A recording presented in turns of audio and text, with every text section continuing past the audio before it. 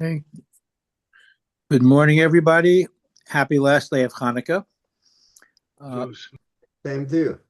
in actuality, this is really part three of our discussion on Hanukkah because we're talking about the Sadducees and the Pharisees, the Tzaddukim and the Prushim. Where they come from, why is it important to know about them? Uh, when the Hashmonaim were victorious and they regained the temple and they sanctified the temple, did all the things to rededicate the Beis HaMikdash, they did something that was really inappropriate.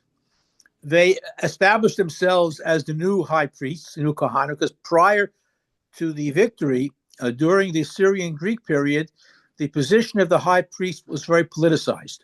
The high priest basically was an appointee of the Syrian Greek governor, for which he received tremendous bribes to appoint somebody. So it was no longer based on lineage, based on yichus. It was based on bribery, basically. And it became a political position. And of course, unfortunately, many of the Kohanim were involved in Hellenization as well, which was very unfortunate. So when the Hashmonaim became victorious, they became the high priests. But they made the mistake of also assuming for themselves the mantle of kingship, of Melech. So they were Kohen Gadol and Melech together. And in Jewish tradition, these are two totally separate functions. And the kingship of the Jewish people had been kind of lapsed after the prophetic period. And during the first and second century before the Common Era, you really didn't have functioning kings.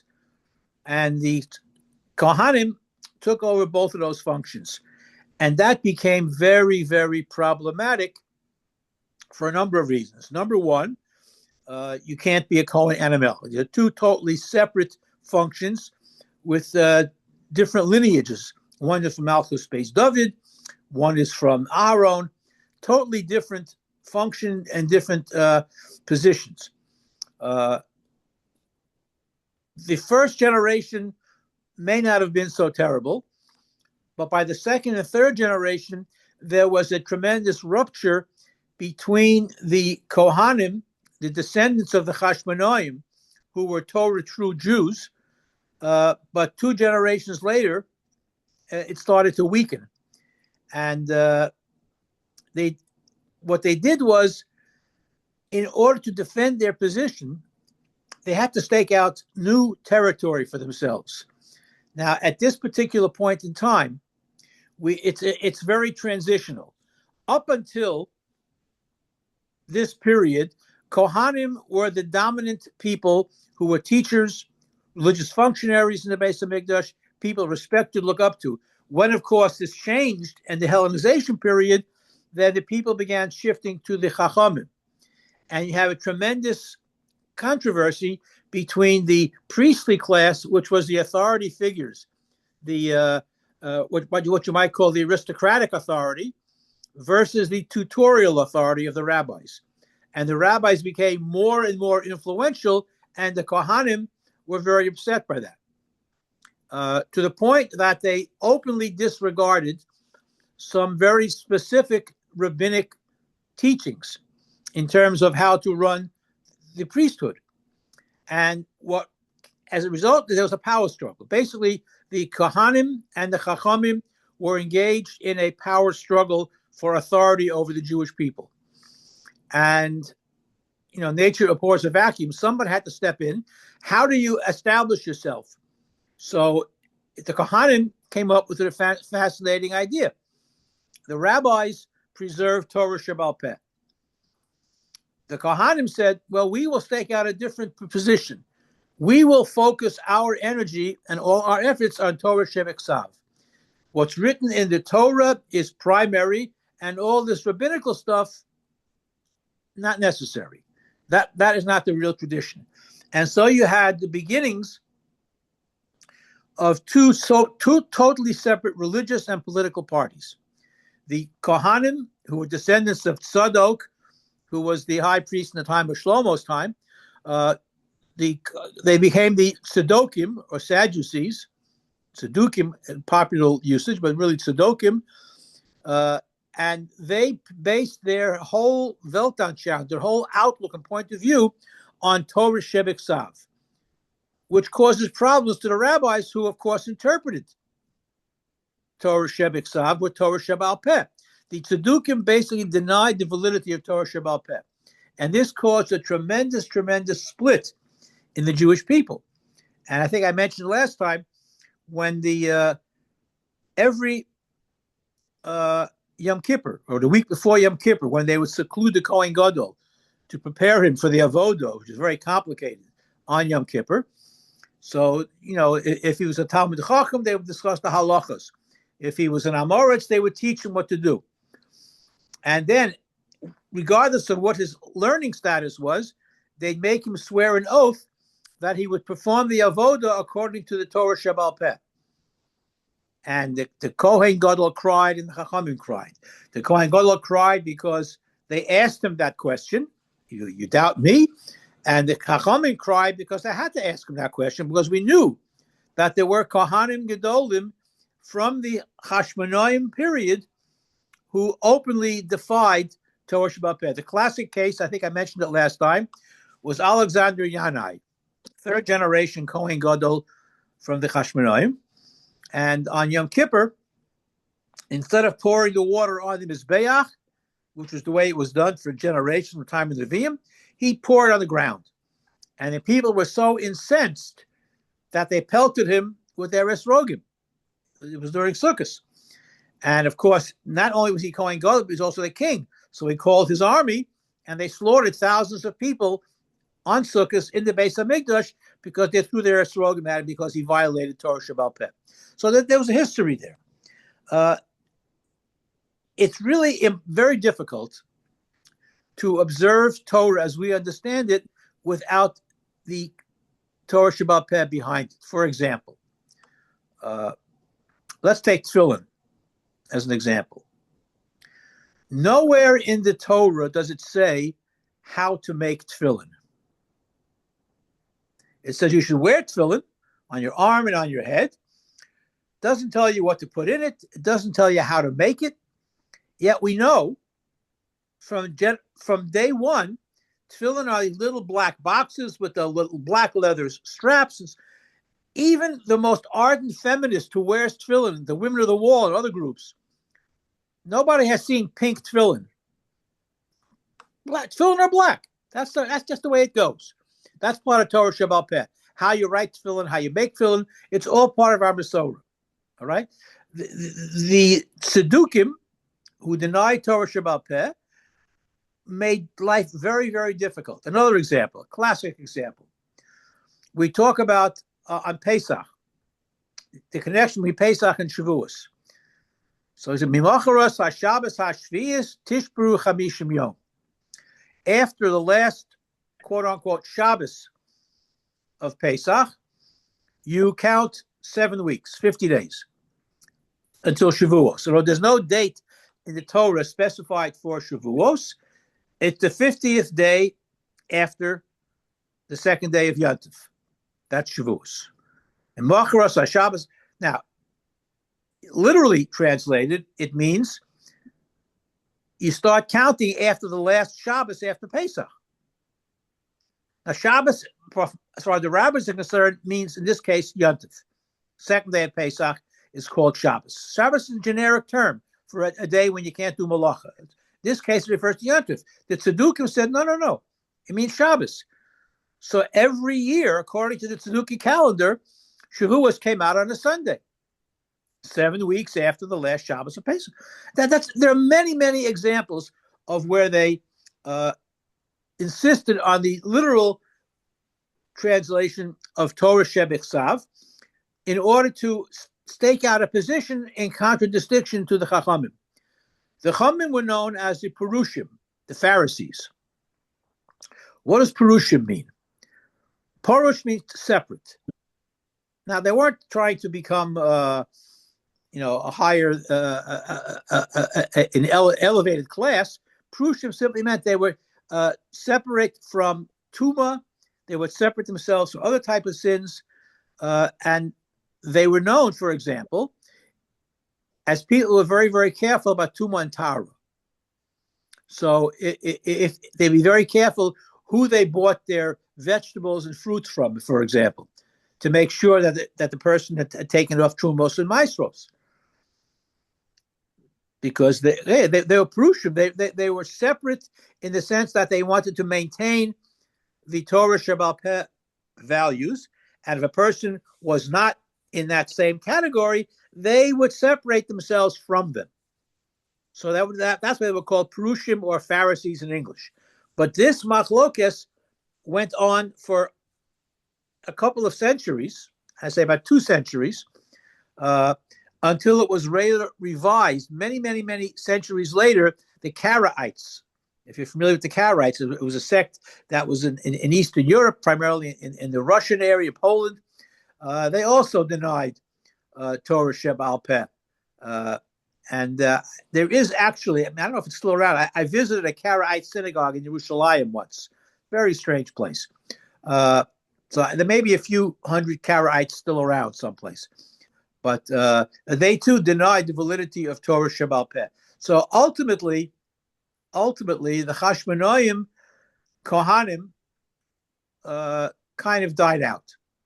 And the Chachamim were victorious in the sense that they maintained the validity of Torah Shebaal Peh. And we return by the time, and we're talking now from 165 BCE, when the Beis HaMikdash was reestablished and rededicated.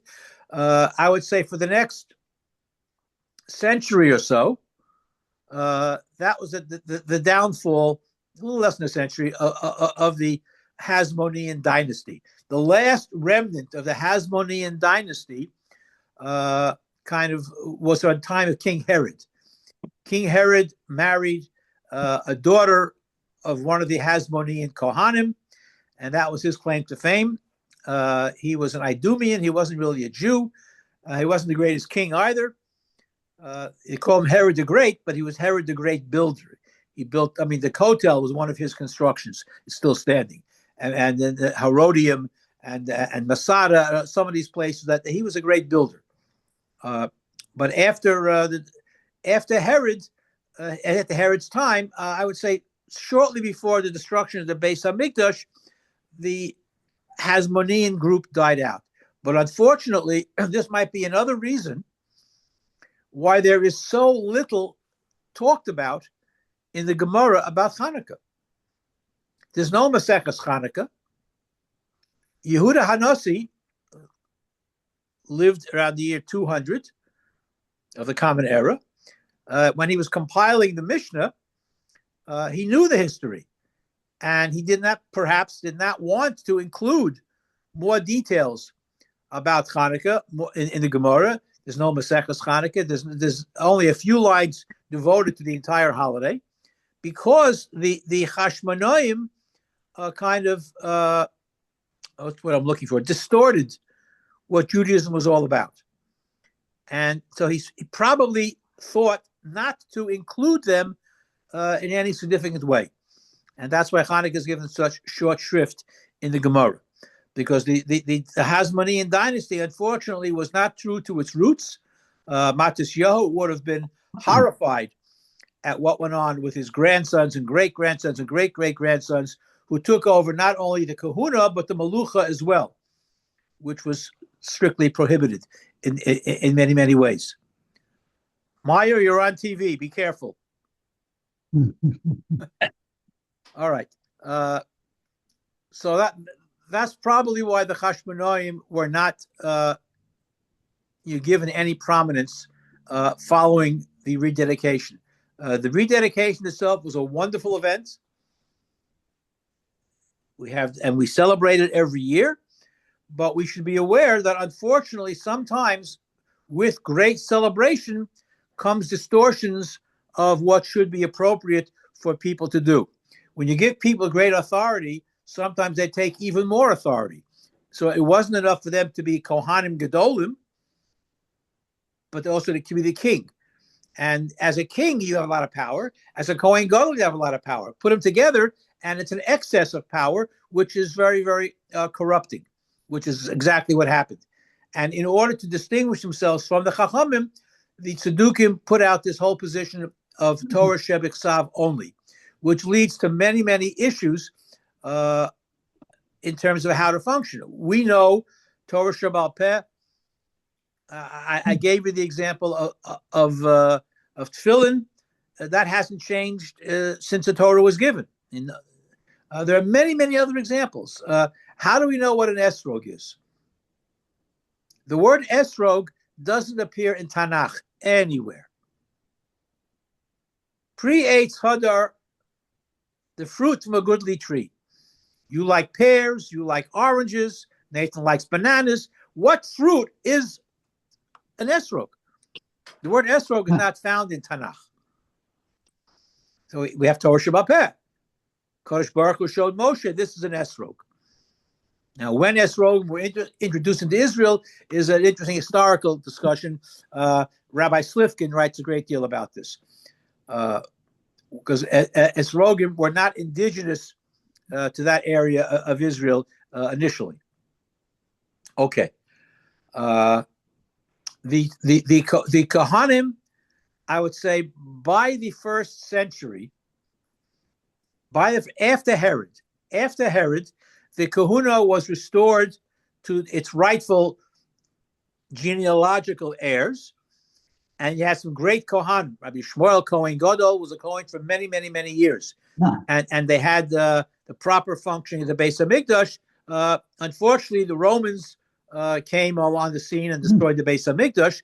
But in the waning years of the Beis Hamikdash, the Kahuna was taken back from the Hashmonaim and given to its proper heirs of that line. One of the interesting things about Hanukkah and Kohanim, we say it today, the last time we said it, Mincha today will be the last time for this year. Bimei Matisyahu Kohen Gadol Uvanov. Matisyahu was a Kohen, and his sons led the rebellion, but he was not in the genealogical lineage line of being the Kohen Gadol. Maybe it means he was a great Kohen. It doesn't necessarily mean literally the Kohen Gadol, because he wasn't the Kohen Gadol. He lived in a town called Chashmon, which still exists today, and that's known as Chashmonaim. But he, among other Kohanim, as we talked about last week, left Yerushalayim when they desecrated the Beis Hamikdash, and of course, 2 years to the date, they rededicated it. But unfortunately, the Chashmonaim family became Tzedukim, which caused tremendous problems for the rabbis, because many, many people followed the Tzedukim.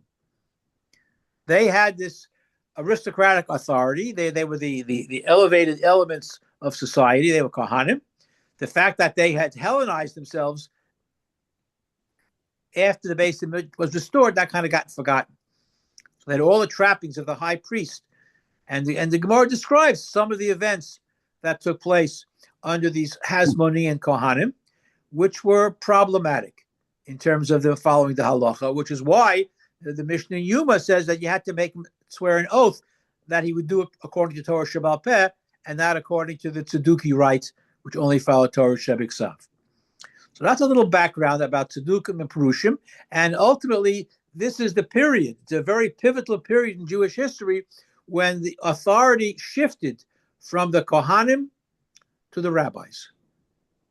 And that's been our lodestone ever since. We rely on rabbinic authority to guide us through Torah Shebal Peh. And this is when the break really took place. Up until Hanukkah, the Kohanim were the leaders of the Jewish people. They were the teachers as well. When they became Hellenized, and when they broke with the rabbis and became Torah Shebiksav only, the written Torah, then the Chachamim rose to more elevated position. And again, and this is you can analyze it, the tutorial authority of the rabbis versus the aristocratic authority of the Kohanim. The tutorial authority ultimately won out, and it still guides us today. That's what I wanted to share. Any questions on that? It's a fascinating Well, period. Wally, Yeah. the halakha is that to be Jewish, I you have to be a son or daughter of a Jewish mother, Yes. correct? So with the Perushim and the Karaites, they were not necessarily Jewish because But they did not follow the Torah. well, they were Jews. They were just Jews that were behaving in an inappropriate way. They're still Jewish. But if they didn't follow the Torah Shel Peh, They're still Jewish. They're still Jewish. If the mother was born Jewish or converted, the child is Jewish. Whether they are observant Jews or not is irrelevant. They're still Jewish. but okay, so but they may not have believed that you had that the child. They might have believed Okay, that so a child of a son of a okay, so Jewish father. the whole issue of paternal primary, the Reform movement accepts a person as Jewish if the father was Jewish. Patrilineal descent. Break. What's that? Patrilineal descent. That's what I'm looking for. Patrilineal descent was an innovation of the Reform movement only in the 20th century. Before the middle of the 20th century, even the Reform only accepted matrilineal descent from the mother. But as long as a child is born from a Jewish mother, whether they're observant or non-observant, they're still Jewish. I had a fascinating situation many years ago. I participated in my life in 3 conversions. One was of a baby, which was fine, and the other one was for a 60-year-old woman, which was also fine. And there was another one that I was a little bit hazy on. It was a young woman. All right, so I was part of the Bezdin. I wasn't the one who was convening it. And this was in 1969, 1970, somewhere around there. Very long time ago. You were a young man then. I was a young man then, yes. And I get a phone call, and this was in Montreal. I get a phone call a couple of years ago, more than a couple of years ago, it must be about 15 years already, from some rabbi in the middle of Canada someplace, I don't know where, a small town, that a woman asked him to be Masada Kedushin, perform the wedding, and her mother was a convert, and he wanted to know if the conversion was a valid conversion. The other 2 rabbis who signed were long gone, and my name, somehow he found me, and he wanted to know if the conversion was a legitimate conversion. Now, I can't swear how observant this woman was. I don't know if her daughter was observant, but the conversion was a legitimate conversion. And the child, was technically Jewish. And he was able to perform the wedding. But matrilineal descent is the lodestone of Jewish survival. The mother is Jewish, the child is Jewish. That's the bottom line. And if There's another issue. Yeah. If the child was born before the mother converted, the child has to be converted too. Yes. That was one of the conversions that I participated in of a baby boy. Yeah. The mother converted soon after the baby was born. Wally, At the correct. Yeah. the Muslims believe that it goes by the father. So Okay. they have a very big problem in Israel when the Jewish girl marries a Muslim man, and both claim the kids.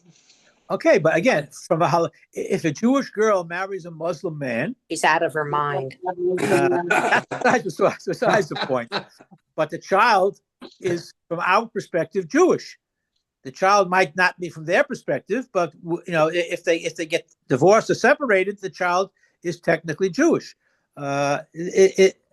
Unfortunately, we live in a world where these lines are so blurred that it's become very problematic, and that's why people used to have what they call sifrei yuchsin. They used to keep track and write down who was born to who, and going back many generations. People traced their lineage going back because it was important to know who was in your family.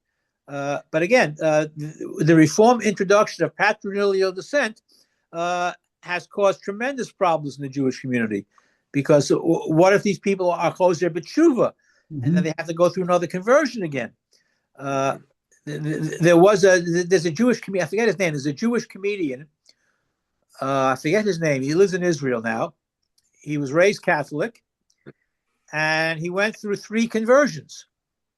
His first conversion was as a reform, and as he began to study more, he realized that really wasn't 100% kosher, so he underwent a conservative conversion, and then he began learning more.